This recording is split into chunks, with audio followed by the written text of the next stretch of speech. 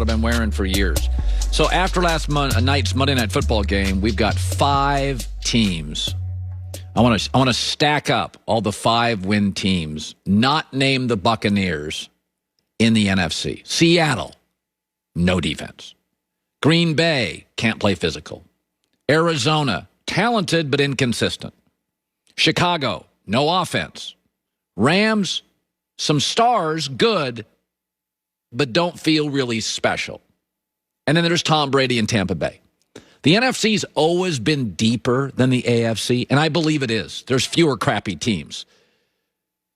But the top of the NFC is weaker, and Tampa Bay is easily this morning the best team. Easily. The gap between Tampa Bay and 2 is much greater than the gap between, say, Kansas City and the 2 or the 3 or perhaps the 4 in the AFC.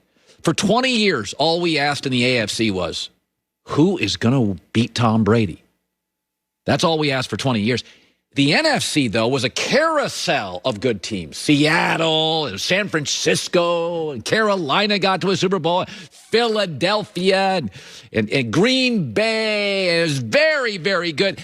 Tom's been here 7 weeks. It's over. It's over. Like, they're easily the best team in the NFC. It is very LeBron to the West. For years, we all talked about how good the West was.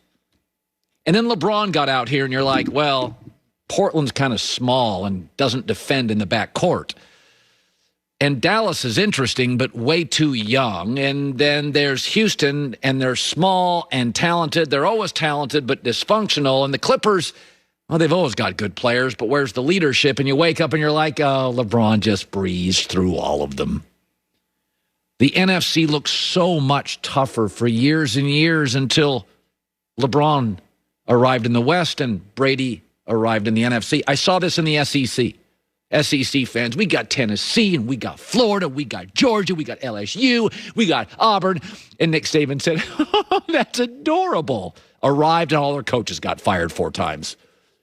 The SEC is all about Alabama and Saban. Urban Meyer takes over Ohio State.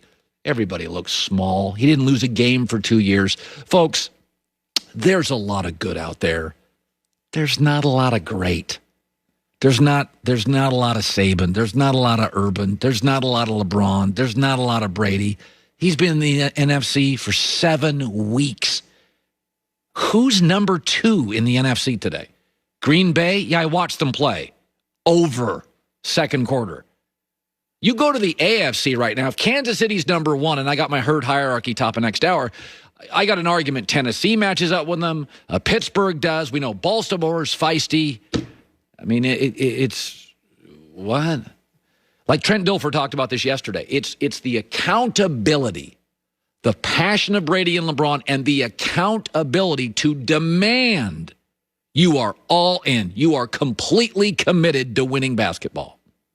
He's the ultimate fire breather. I mean, Tom Brady elevates. We talked about last week. This is elevate your team. Elevate your entire organization, your entire city. He's going to demand excellence every second of every day. And if you don't join him, you're going to be out of there. You're not going to be playing much.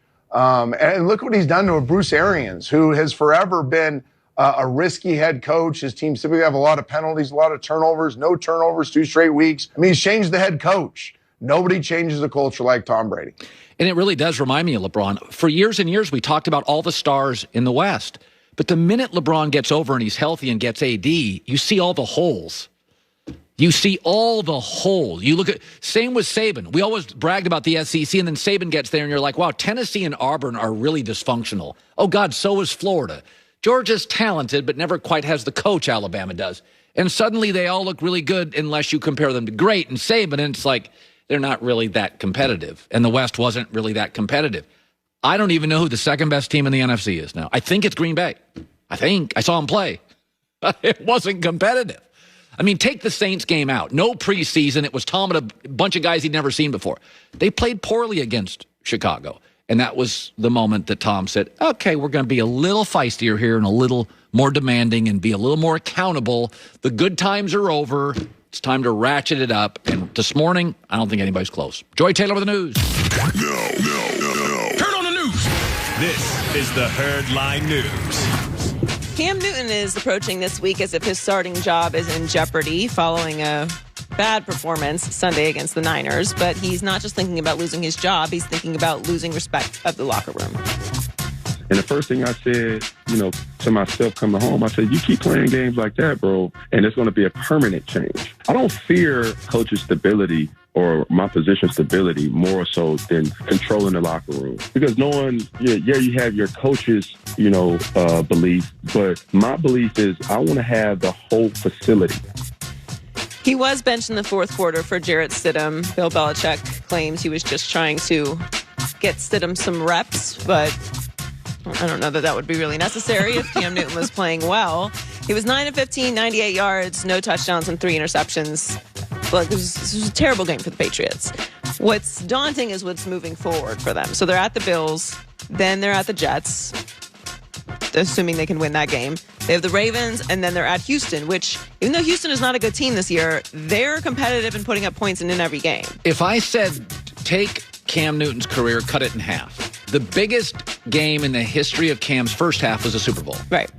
I'd argue this is the biggest game in the second half. Forget the Patriots for a second. Cam needs to get some good football on film. Because the Seattle game now, everybody looks great against Seattle. If I'm Cam Newton, I understand winning the locker room matters. I do get that. But Cam also needs, because Cam's got football left.